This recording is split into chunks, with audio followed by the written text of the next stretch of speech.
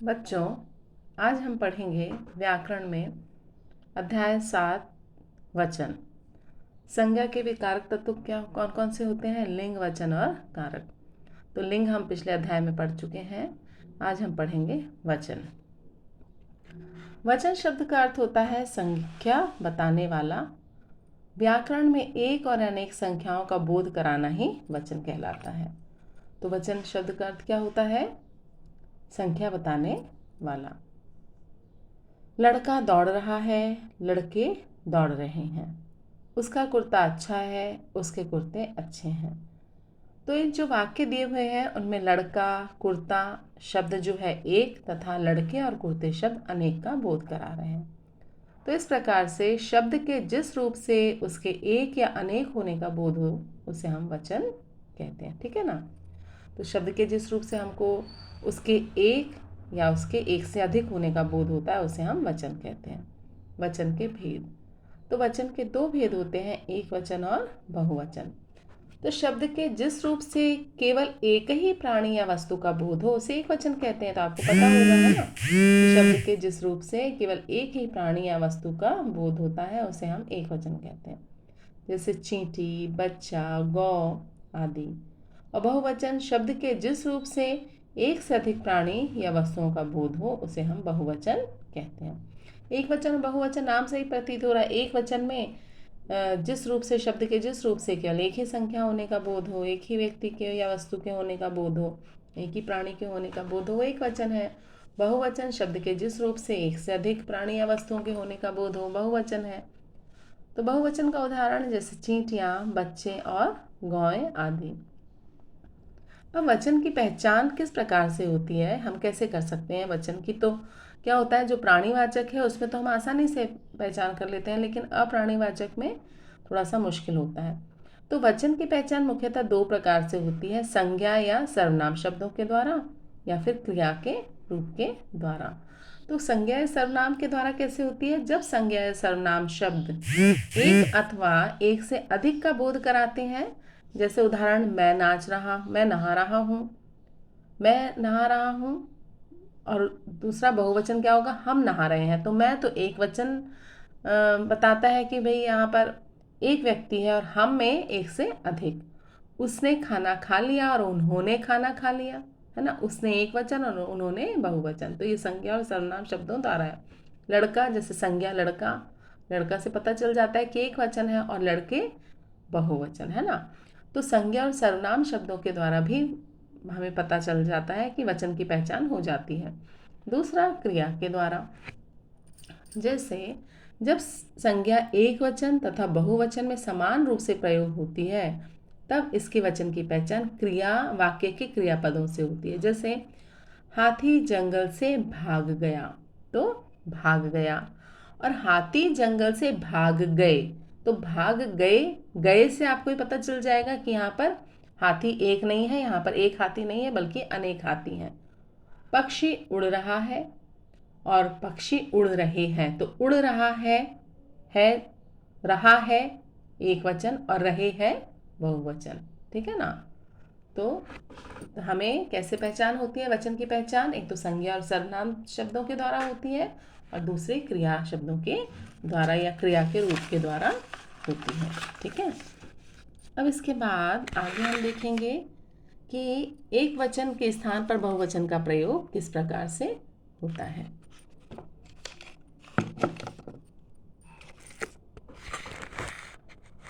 एक वचन के स्थान पर बहुवचन का प्रयोग।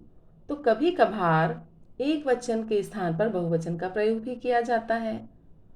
सम्मान या आदर के अर्थ में एक व्यक्ति के लिए बहुवचन का प्रयोग होता है। जैसे राम दशरथ के पुत्र थे, तो यहाँ पर आदर या सम्मान के लिए एक व्यक्ति के लिए बहुवचन का प्रयोग होता है। विमल के बड़े भाई डॉक्टर हैं। विमल का बड़ा भाई डॉक्टर है, क्योंकि भाई तो एक ही है, लेकिन विमल का बड़ा भाई डॉक्टर है, तो वो सही नहीं है। इसलिए जहाँ पर सम्मान या आदर सूचक शब्द होता है, आदर के लिए क्या होता है, एक व्यक्ति के स्थान पर बहुवचन का प्रयोग होता है। जैसे कि हम कहते हैं महात्मा गांधी राष्ट्रपिता हैं, तो राष्ट्रपिता है, राष्ट्रपिता थे, तो नहीं, राष्ट्रपिता हैं, सो माफ कीजिए, राष्ट्रपिता हैं। तो वो व्यक्ति तो एक है, लेकिन हम उनको कहते हैं। इसका मतलब है कि एक वचन के स्थान पर बहुवचन का प्रयोग आदरसूचक शब्दों के साथ किया जाता है। पिताजी आ गए, हम ये थोड़ी कहते पिताजी आ गया, पिताजी आ गए। तो सम्मान या आदर देने के लिए भी एक वचन के, एक व्यक्ति के लिए एक वचन के, मतलब एक व्यक्ति के लिए बहुवचन का प्रयोग किया जाता है। दूसरा पॉइंट है, कभी कभी कुछ लोग अपना बड़प्पन दिखाने के लिए मैं की जगह हम का प्रयोग करते हैं। जैसे नेताजी ने कहा, हमने आपसे जो भी वादे किए थे उन्हें पूरा करेंगे। तो नेताजी ने कहा था कि हमने आपसे जो भी, तो यहाँ पर नेताजी तो एक है, लेकिन मैं की जगह हम का प्रयोग किया है। तो कभी कभी कुछ लोग बड़प्पन दिखाने के लिए भी मैं के स्थान पर हम का प्रयोग करते हैं। उसके बाद है, अपनी बराबरी वालों के लिए सम्मान प्रकट करने के लिए तू के स्थान पर भी बहुवचन का प्रयोग किया जाता है। बहुवचन शब्दों जैसे तुम और आप का प्रयोग किया जाता है। तुम कल नहीं आओगे, आप कहाँ जा रहे हैं, ठीक है ना। तो अपनी बराबरी वालों के साथ सम्मान प्रकट करने के लिए तू के स्थान पर बहुवचन शब्द जैसे तुम और आप का प्रयोग किया जाता है। बहुवचन के लिए वचन का प्रयोग, तो जैसे जो जातिवाचक संज्ञाएं धातुओं तथा द्रव्य पदार्थों का बोध कराती है वे एक वचन में प्रयुक्त होती हैं। सोना महंगा हो गया है, ठीक है ना। तो कई बार जातिवाचक शब्द बहुवचन होने पर भी एक वचन में ही प्रयुक्त किए जाते हैं। जैसे नागपुर का संतरा प्रसिद्ध है। अब यहाँ पर नागपुर का संतरा, एक संतरा तो है नहीं, इसलिए यहाँ पर नागपुर के संतरे प्रसिद्ध हैं तो नहीं है, लेकिन यहाँ पर क्या होता है, नागपुर का संतरा प्रसिद्ध है। तो संतरा शब्द बहुवचन है, लेकिन उसको एक वचन में प्रयोग किया जाता है ना। तो मतलब यहाँ पर हम बता रहे हैं, हमने पहले क्या पढ़ा, एक वचन के स्थान पर बहुवचन का प्रयोग। अब हम पढ़ रहे हैं बहुवचन के स्थान पर एक वचन का प्रयोग, ठीक है ना। तो जो जातिवाचक संज्ञाएं होती हैं वो बहुवचन में होते हुए भी उनका प्रयोग एक वचन में वो प्रयुक्त होती हैं, ठीक है। तो इस बात का ध्यान रखा जाए, ध्यान रखें आप लोग। उसके बाद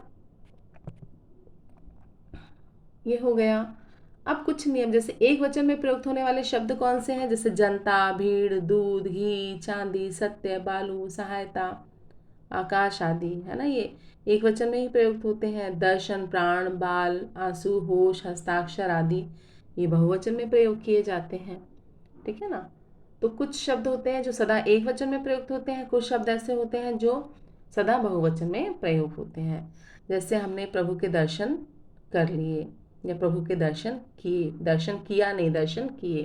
प्राण निकल गए, ठीक है ना, आंसू निकल गए। मैंने हस्ताक्षर किए, हस्ताक्षर किया नहीं, हस्ताक्षर किए। तो ये सदा बहुवचन में ही प्रयुक्त होता है। अब कुछ नियम है हमारे जो मैंने यहाँ पर मतलब जो बुक में आपके दिए हुए हैं कि एक वचन से बहुवचन बनाने के नियम है। जैसे पुल्लिंग शब्दों में अंतिम अ को ए कर देने से वो बहुवचन बन जाता है।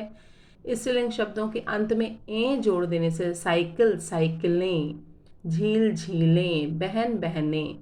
तो स्त्रीलिंग शब्दों के अंत में ए जोड़ देने से वो बहुवचन हो जाता है। उसके बाद है स्त्रीलिंग शब्दों के अंत में ए जोड़ दिया जाता है ना, जैसे छात्र, छात्राएं, ठीक है ना। ईकारांत और ईकारांत शब्दों के अंत में या जोड़कर ई को, बड़ी ई को छोटी ई में कर दिया जाता है। जैसे तिथि तो तिथियां, गाड़ी तो गाड़ियां। तो इकारांत या ईकारांत शब्दों को उसके अंत में क्या जोड़ दिया जाता है, यहाँ जोड़ दिया जाता है, और फिर बड़ी ई जो होती है उसको छोटी ई में बदल दिया जाता है। स्त्रीलिंग शब्दों के अंतिम या को या जैसे कर देने से एक वचन बहुवचन में बदल जाता है। जैसे माफ कीजिए, चिड़िया, तो चिड़िया का चिड़िया या कर दिया ना। उकारांत और ऊकारांत और औकारांत शब्दों के अंत में ए लगा देने से ऊ को हस्व ऊ कर दिया जाता है। जैसे धेनु तो धेनुएं, वधु, वधु ऊकारांत है तो उसको क्या कर दिया जाता है, उसको छोटा ऊ, इसमें आपको यहाँ पर गलत दिया हुआ है ना, इसको वधुएं, तो बड़े ऊ को छोटे ऊ, हर्ष ऊ कर दिया जाता है। कुछ एक वचन शब्दों में गण, जन, वृंद, वर्ग, लोग, समाज आदि शब्द जोड़कर उसे बहुवचन बनाते हैं। जैसे साधु तो साधुजन, पाठक तो पाठक वृंद, अमीर अमीर लोग, कवि कवि गण, है ना, इस प्रकार से। ठीक है, तो ये हमने वचन के बारे में पढ़ा कि वचन किसे कहते हैं, और उसके बाद कि मतलब वचन बनाने के क्या क्या नियम हैं, किस प्रकार से हम वचन की पहचान किस प्रकार से हम करते हैं, ये हमने बताया आपको हमने ये बताया कि एक वचन के स्थान पर बहुवचन का प्रयोग किस प्रकार से होता है, बहुवचन के स्थान पर एक वचन का प्रयोग किस प्रकार से होता है, सदा एक वचन वाले शब्द बताए हैं, सदा बहुवचन वाले शब्द बताए, और एक वचन से बहुवचन बनाने के नियम बताए। तो आशा है आपको यह अध्याय अच्छी तरह से समझ में आ गया होगा। कल हम इसके प्रश्न उत्तर करेंगे।